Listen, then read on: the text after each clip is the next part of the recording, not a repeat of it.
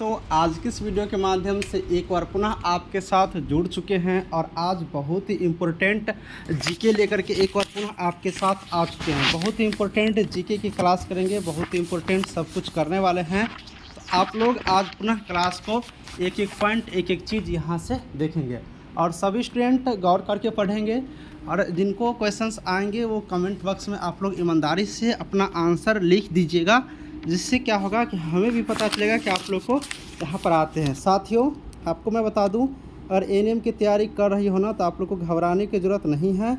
हम आपके लिए एक यहाँ पर नए बैच की शुरुआत की है, अभी ज़्यादा पढ़ाई नहीं हुआ है।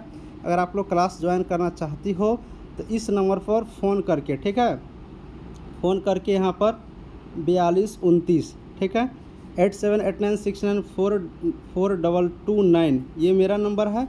इस पर आप लोग व्हाट्सएप पर मैसेज करके बात करके आप लोग पीडीएफ या फिर क्लास ज्वाइन कर सकते हो। क्लास ज्वाइन करने के लिए लिंक डिस्क्रिप्शन में भी है हमारे ऐप का। मेरे ऐप का नाम है फास्ट इन्फॉर्मेशन, तो आप लोग ज्वाइन कर सकते हो फास्ट इन्फॉर्मेशन ऐप को। और 87 89 69 42 29 ये मेरा मोबाइल नंबर है। इस पर फ़ोन करके व्हाट्सएप पर जानकारी ले सकती हो और पूरी क्लास का नोट्स पीडीएफ ले सकती हो। साथियों, यहाँ पर हम आपको यहाँ पर पूरी जानकारी कंप्लीट कराएंगे आज जीके की क्लास का। चलिए, जीके की क्लास हम लोग करने वाले हैं। तो आज की पहला क्वेश्चन है पीएच स्केल की रेंज कितनी होती है, ठीक है। पीएच स्केल की रेंज कितनी होती है, यानी कि पीएच का जो वैल्यू होता है इसका वैल्यू कहाँ से कहाँ तक होता है। ऑप्शन है 0 से 7 तक, 0 से 14 तक, 0 से 10 तक या फिर 1 से 7 तक। देखिए, अब पीएच का जो यहाँ पर वैल्यू होता है वो 0 से लेकर के 14 तक होता है। कहाँ तक? 0 से लेकर के 14 तक होता है। अब यहाँ पर दो तरह की इस तरह से वैल्यू आप लोग को याद रखना है। क्या? एक होता है बीच में 0, एक होता है यहाँ पर -1, -2, -3, इस तरह से होता है, ठीक है। एक होता है यहाँ पर, नहीं तो आप लोग इस तरह से देखो, ठीक है, इस तरह से 0, 1, 2, इस तरह से 3, 4, 5, 6, 7, 8, 9, 10, 11, 12, 13, 14 तक होता है। तो यहाँ पर जो यहाँ पर बीच में हम लोग यहाँ पर बात करते हैं, जैसे 7 हो गया ना। एक होता है 7 से कम वाला, एक होता है 7 से ज़्यादा वाला। अब देखिए, जिसका पीएच वैल्यू 7 से कम रहता है वो अम्ल कहलाता है। याद रखेंगे, वो क्या कहलाता है? अम्ल कहलाता है। और जिसका 7 से ज़्यादा रहता है वो क्या कहलाता है? क्षार कहलाते हैं। तो यहाँ पर हम लोग याद रखेंगे, जो 7 से ज़्यादा रहेगा उसे अम्ल कहते हैं, जो 7 से कम रहेगा तो अम्ल कहेंगे, और 7 से ज़्यादा रहेगा तो उसे हम लोग क्षार कहते हैं। टोटल वैल्यू कितना होता है यहाँ पर? तो यहाँ पर टोटल 14 तक वैल्यू होते हैं। तो ऑप्शन नंबर यहाँ पर बी में हम लोग लगाएंगे। पीएच की पूरी वैल्यू कितना होता है? 0 से लेकर के 14 तक। तो 1 नंबर क्वेश्चन का आंसर हो गया ऑप्शन नंबर बी। चलिए, अगला क्वेश्चन हम लोग देखते हैं। अगला क्वेश्चन क्या है? देखिए, सारे तरह के क्वेश्चन आपको मिलेंगे। पैगंबर मोहम्मद की जयंती को मनाने के लिए कौन सा त्यौहार माना जाता है, ठीक है। मनाया होगा यहाँ पर, मनाया जाता है। हाँ, पैगंबर मोहम्मद की जयंती, पैगंबर मोहम्मद जो थे इनकी जयंती मनाने के लिए इसके जयंती पर कौन सा त्यौहार मनाते हैं, इसके बारे में बताना है। ऑप्शन है ईद उल फितर, ईद उल जुहा, मिलाद उन नबी, सब ए बरात। जल्दी से आप लोग को कमेंट करके बताना है कि कौन सा त्यौहार मनाते हैं। तो इसके जयंती पर अगर हम लोग बात करते हैं तो इसके जयंती पर ईद उल जुहा त्यौहार होता है। ये त्यौहार इनकी जयंती पर हम लोग मनाते हैं। तो ऑप्शन नंबर बी यहाँ से याद रखेंगे। चलिए, नेक्स्ट क्वेश्चन की तरफ बढ़ते हैं। सॉरी, इसमें ऑप्शन नंबर बी याद नहीं रखना है, ऑप्शन नंबर सी याद रखना है। मिलाद उन नबी ऑप्शन नंबर सी होगा। मिलाद उन नबी ऑप्शन नंबर सी याद रखनी है। नेक्स्ट क्वेश्चन हम लोग जब करते हैं थोड़ा सा अच्छा से कर लेते हैं। नेक्स्ट क्वेश्चन क्या है? देखिए, अगला क्वेश्चन है प्लास्टिक होता है ना, जो गर्म करने पर सरलता से विरूपित हो जाता है, क्या कहलाता है? अब जो प्लास्टिक होता है उसको आप लोग क्या करते हैं, आराम से जो गर्म करते हैं, गर्म करने पर वो आसानी से विरूपित हो जाता है। अब जब आसानी से विरूपित हो जाता है तो उससे हम लोग क्या कहते हैं? Thermosetting plastic, thermoplastic, resistant plastic या थर्मोडायनिक प्लास्टिक। बताइए जल्दी से। प्लास्टिक होता है जो गर्म करने पर सरलता से विरूपित हो जाता है, उससे हम लोग क्या कहते हैं, है ना। तो जो आसानी से विरूपित हो जाता है, यानी कि आसानी से सब कुछ हो जाते हैं, उससे हम लोग थर्मोप्लास्टिक कहते हैं। क्या कहते हैं? थर्मोप्लास्टिक कहते हैं। ऑप्शन नंबर बी हम लोग यहाँ से याद रखेंगे। प्लास्टिक जो आसानी से गर्म करने पर सरलता से विरूपित हो जाते हैं, उससे हम लोग क्या कहते हैं? थर्मोप्लास्टिक कहते हैं। चलिए, नेक्स्ट क्वेश्चन देख लेते हैं। देखिए, नेक्स्ट क्वेश्चन देख लेते हैं। दो राज्यों के बीच विवाद का समाधान उच्चतम न्यायालय द्वारा उसके अंतर्गत किया जाता है। यानी कि जब दो राज्यों के बीच विवाद हो गया, ठीक है, जैसे मान लो कि अपन बिहार है, अब बगल में यूपी है, अब बीच में सीमा है ना, अब बीच में सीमा है, तो अब बिहार वाला करे कि नहीं नहीं यहाँ तक मेरा है, और यूपी वाला करे कि नहीं नहीं यहाँ तक मेरा है। अब ये थोड़ा सा के लिए दोनों में क्या हो गया, विवाद हो गया, एकदम विवाद, मारपीट शुरू हो गया, एकदम विवाद यहाँ पर हो गया। जब विवाद हो जाता है तो कहा कि आप लोग को विवाद हो गया तो आप लोग करिए क्या कि चलो सीधे उच्चतम न्यायालय नई दिल्ली चलो, ठीक है, उच्चतम न्यायालय चलो, ठीक है, सुप्रीम कोर्ट चलो नई दिल्ली। तब जब नई दिल्ली जाएंगे इनमें से किसके द्वारा इसका समाधान किया जाएगा, अपीलीय क्षेत्राधिकार, सलाहकारी या परामर्श क्षेत्राधिकार, अधीक्षण क्षेत्राधिकार या मूल क्षेत्राधिकार, किसके माध्यम से यहाँ पर समाधान किए जाएंगे। तो इस स्थिति में जो समाधान किए जाते हैं वो मूल क्षेत्राधिकार का प्रयोग करके, मूल क्षेत्राधिकार का प्रयोग करके दो राज्यों के बीच जब विवाद उत्पन्न होंगे तो उसका समाधान उच्चतम न्यायालय द्वारा किए जाएंगे मूल क्षेत्राधिकार का प्रयोग करके। चलिए अगला क्वेश्चन हम लोग देखते हैं, बहुत ही इम्पोर्टेंट यहाँ पर रहने वाला है। निम्नलिखित में, ठीक है, निम्नलिखित में से कौन सा पहला सुल्तान था जिसने भारत में सांकेतिक मुद्रा का प्रचलन किया। अब देखिए 4 ऑप्शन है, इसमें से आप लोग को बताना है कौन सा पहला सुल्तान था जो सांकेतिक मुद्रा का प्रचलन किया, ठीक है। ऑप्शन है इल्तुतमिश, बलबन, मोहम्मद बिन तुगलक या बहलोल लोदी। जल्दी से आप लोग आंसर करके बताइए, किन्हीं को याद है तो पहला सुल्तान कौन था जिसने भारत में सांकेतिक मुद्रा का प्रचलन किया। भारत में जो सबसे पहले सांकेतिक मुद्रा का प्रचलन किया है वो मोहम्मद बिन तुगलक था, मोहम्मद बिन तुगलक। ऑप्शन नंबर सी यहाँ से याद रखेंगे, मोहम्मद बिन तुगलक था जो यहाँ पर पहला सुल्तान थे जो कि सांकेतिक मुद्रा का प्रचलन किया था, ठीक है। चलिए अगला क्वेश्चन देख लेते हैं। यहाँ पर महाविस्फोटक सिद्धांत किससे संबंधित है, ठीक है। अब महाविस्फोटक जो सिद्धांत है वो किससे संबंधित है, ठीक है, ये आप लोग को बतानी है।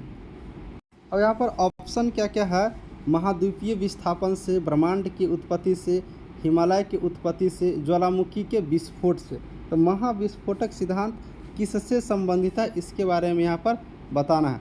महाविस्फोटक सिद्धांत जो है वो किससे संबंधित है, तो ब्रह्मांड से संबंधित है महाविस्फोटक सिद्धांत। ऑप्शन नंबर बी आप लोग याद रखना, महाविस्फोटक जो सिद्धांत था ये किससे संबंधित है, तो ब्रह्मांड से। ऑप्शन नंबर बी हम लोग यहाँ से याद रखेंगे, ठीक है। चलिए नेक्स्ट क्वेश्चंस देख लेते हैं। उच्चतम न्यायालय के न्यायाधीशों का स्थानांतरण का अधिकार किसके पास होता है। अब देखिए उच्चतम जो न्यायालय है, उच्चतम न्यायालय में जो न्यायाधीश होते हैं इनको ट्रांसफ़र करने का, स्थानांतरण करने का, ट्रांसफ़र करने का अधिकार किनके पास होते हैं। सर्वोच्च न्यायालय के मुख्य न्यायाधीश को, केंद्रीय मंत्रिमंडल को, ठीक है, राष्ट्रपति को, इनमें से कोई नहीं, ठीक है। चलिए बताइए उच्च न्यायालय यानी कि हाई कोर्ट जो होते हैं ना, हाई कोर्ट, जैसे पटना में हाई कोर्ट गया, ठीक है। अब हाई कोर्ट में जो न्यायाधीश होते हैं, जज साहब होते हैं, इनका ट्रांसफ़र कौन कर सकते हैं, ठीक है, इनके बारे में बताना। सर्वोच्च न्यायालय यानी कि सुप्रीम कोर्ट के मुख्य न्यायाधीश करेंगे, या फिर केंद्रीय मंत्रिमंडल करेंगे, या फिर राष्ट्रपति महोदय, या इनमें से कोई नहीं। जल्दी से आप लोग को आंसर याद है तो आप लोग कमेंट करिएगा, ठीक है। उच्च न्यायालय के जो न्यायाधीश होते हैं इसका स्थानांतरण करने का जो अधिकार होते हैं ये अधिकार राष्ट्रपति के पास है। किनके पास होते हैं, राष्ट्रपति के पास होते हैं। तो ऑप्शन नंबर सी हम लोग यहाँ से याद रखेंगे, राष्ट्रपति के पास। ऑप्शन नंबर सी हम लोग यहाँ से याद रखेंगे, ठीक है। चलिए अगला क्वेश्चन देख लेते हैं। बाबा साहब अम्बेडकर हवाई अड्डा कहाँ स्थित है। अब बाबा साहब अम्बेडकर हवाई अड्डा कहाँ स्थित है इनके बारे में हम लोग को बताना है। जैसे कि भोपाल में, हैदराबाद में, अमृतसर में, नागपुर में, ठीक है। अब बाबा साहब अम्बेडकर हवाई अड्डा कहाँ स्थित है इनके बारे में डिटेल्स में हम लोग को बताना है। ऑप्शन है भोपाल, हैदराबाद, अमृतसर, नागपुर। अब देखिए बाबा साहब अम्बेडकर हवाई अड्डा की बात करते हैं तो ये नागपुर में स्थित है। ये कहाँ पर स्थित है, नागपुर में स्थित है। तो ऑप्शन नंबर डी यहाँ पर तुरंत आंसर हम लोग लगा लेंगे। मेरी प्यारी सिस्टर, आप लोग को अगर पूरी डिटेल्स में क्लास करनी है, पूरे बेहतरीन तरीके से पढ़ाई करनी है तो विलम्ब मत करिए, एकदम मोबाइल नंबर आप लोग यहाँ से नोट करो और यहाँ पर क्लास ज्वाइन करो, ठीक है। वहाँ पर पूरे डिटेल्स में ऑल सब्जेक्ट की क्लासेज आप लोग को कराए जाएंगे पूरे एकदम बेहतरीन तरीक़ा से, ठीक है। अगर आपको नौकरी लेनी है ना एएनएम में, और बिहार में एएनएम की नौकरी करनी है ना, तो इधर उधर घूमने की ज़रूरत नहीं है, भटकने की ज़रूरत नहीं है। सीधे आप लोग कोर्स को ज्वाइन करो और पढ़ाई शुरू करो। बिना पढ़े अब कुछ नहीं होने वाला है। पढ़ोगी तो नौकरी होगा, ठीक है, बिना पढ़े अब कुछ नहीं होंगे। तो बेहतरीन तरीक़ा से पूरे डिटेल्स में पढ़ना है, ऑल सब्जेक्ट पढ़ना है, तो आप लोग को क्लास ज्वाइन करो और पढ़िए। अभी तक में बिहार में कई 1-2 क्या हज़ारों से ज़्यादा एएनएम को जॉब दिलवा चुके हैं पढ़ा करके। आपको भी नौकरी लेना है तो सीधा आकर के पढ़ो, इधर उधर भटकने से कोई ये नहीं है। सिर्फ एएनएम का पढ़ाई करवाते हैं, चूँकि मुझे पूरे बिहार में एएनएम बना करके छोड़ना है, ठीक है। तो ज्वाइन करो, अब टाइम बहुत कम है, पढ़ाई को शुरू करें, ठीक है। चलिए अगला है ककरी। ककरी किस मूल कुल से संबंधित है? अब जो ये ककरी होता है, ये ककरी किस से संबंधित, किस कुल से संबंधित है? मालवेसी, कंपोजिट, कुकर बिटेसी, उसके बाद यहाँ पर इनमें से कोई नहीं। जल्दी से आप लोग एक बार आंसर करके इनका बताओ कि ककरी किस मूल से संबंधित है? ककरी किस मूल से? अब यहाँ पर ककरी किस मूल से संबंधित है? तो कुकर बिटेसी से। ऑप्शन नंबर सी यहाँ से याद रखेंगे, किससे संबंधित है? कुकर बिटेसी से संबंधित है। ऑप्शन नंबर सी हम लोग यहाँ से याद रखेंगे, ठीक है।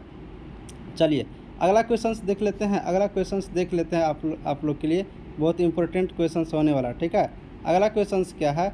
निम्नलिखित में कौन सा वृक्ष वर्षा में एक बार अपनी पत्तियां गिरा देती है? अब यहाँ पर 4 वृक्ष है, आप लोग को बताना है कि वर्षा में कौन सा एक वृक्ष होती है जो अपना पत्ती को यहाँ पर अपनी पत्तियाँ को गिरा देते हैं। शंकुधारी वृक्ष, पर्णपति वृक्ष, सदाबहार वृक्ष, पर्णपाती वृक्ष एवं शंकुधारी वृक्ष। बताना है जल्दी से आंसर करके कौन सा यहाँ पर वृक्ष है जो वर्षा में अपनी पत्ती को गिरा देते हैं। तो जो यहाँ पर पर्णपाती वृक्ष होते हैं, पर्णपाती जो वृक्ष होते हैं, ये वृक्ष क्या करते हैं कि वर्षा में अपनी पत्ती को गिरा देते हैं। ऑप्शन नंबर बी हम लोग यहाँ से याद रखेंगे, ठीक है। चलिए अगला है मुख्य चुनाव आयुक्त को पदच्युत किया जाता है, यानी कि मुख्य चुनाव आयुक्त को पदच्युत किया जाता है किनके द्वारा, किसके द्वारा? मुख्य न्यायाधीश सुप्रीम कोर्ट के द्वारा, राष्ट्रपति के द्वारा, मंत्रिमंडल के प्रस्ताव से, संसद के दोनों सदनों के सदस्यों के 2/3 बहुमत से। यानी कि यहाँ पर बताना आप लोग को मुख्य चुनाव आयुक्त को पदच्युत किया जाता है किनके माध्यम से किए जाते हैं, ये आप लोग को यहाँ पर बतानी है। तो मुख्य चुनाव आयुक्त जो होते हैं, इनको जो यहाँ पर पदच्युत किए जाते हैं, इनका जो पदच्युत होता है वो संसद के दोनों सदस्य के 2/3 बहुमत से प्रमाणित करके इनको यहाँ पर पदच्युत किए जाते हैं। तो ऑप्शन नंबर डी 11 को याद रखनी है, ठीक है। चलिए अगला क्वेश्चन है महात्मा गांधी ने ठीक है, महात्मा गांधी ने भारत में अपना पहला जन्म भाषण कहाँ दिया था, ठीक है, कहाँ महात्मा गांधी ने भारत में अपना पहला जन्म भाषण कहाँ दिया था लिखना है यहाँ पर, गया नहीं, दिया था, ठीक है। जन्म भाषण मुंबई, लखनऊ, चंपारण, वाराणसी, कहाँ पर, ठीक है। तो महात्मा गांधी भारत में जो पहला जन्म भाषण जो दिया था ये वाराणसी में दिए थे, ठीक है, वाराणसी में। ऑप्शन नंबर डी यहाँ से याद आप लोग को रखना है, option number D. Mahatma Gandhi Bharat में पहला जन्म भाषण कहाँ दिए थे? तो वाराणसी में दिए थे, ठीक है। नेक्स्ट क्वेश्चन से यहाँ पर देखेंगे, देख लीजिए। जन्म भाषण फरवरी 1916 में दिए थे, बनारस हिंदू विश्वविद्यालय के उद्घाटन समारोह में अपना पहला भाषण यहाँ पर जन्म भाषण यहाँ पर दिए थे, ठीक है। चलिए अगला क्वेश्चन है अशोक के शासनकाल में बौद्ध सभा किस नगर में आयोजित की गई? अब अशोक का जब शासनकाल चल रहा था इस टाइम बौद्ध सभा किस नगर में आयोजित किया गया था, ये आप लोग को बताना है। मगध, वैशाली, पाटलिपुत्र, राजगिरी, कि कहाँ पर? जल्दी से बताइए। तो अशोक के शासनकाल में बौद्ध सभा का जो यहाँ पर आयोजन किया गया था ये पाटलिपुत्र में, ठीक है, पाटलिपुत्रा में, ठीक है। जो भी पटना है यही पहले पाटलिपुत्रा था ना, ये पाटलिपुत्र में इनका आयोजन किया गया था अशोक के शासनकाल में बौद्ध सभा का, ठीक है।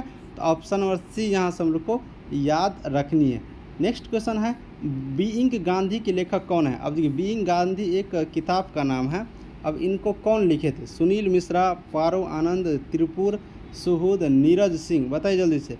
तो बीइंगा गांधी के बीइंगा गांधी जो एक बुक है इनको कौन लिखे थे? तो पारो आनंद। ऑप्शन नंबर बी हम लोग यहाँ से याद रखना है, पारो आनंद बीइंग गांधी के लेखक थे, ये एक बुक है, ठीक है। अब देखिए पारो आनंद। अब माइंड विदाउट फियर, ठीक है, माइंड विदाउट फियर ये भी एक बुक है। ये इन पुस्तक को कौन लिखा है? चेतन भगत, जीडी बख्शी, रजत गुप्ता या फिर सुनील मिश्रा। बताइए जल्दी से। एक लेखक वाला पूछते ही हैं।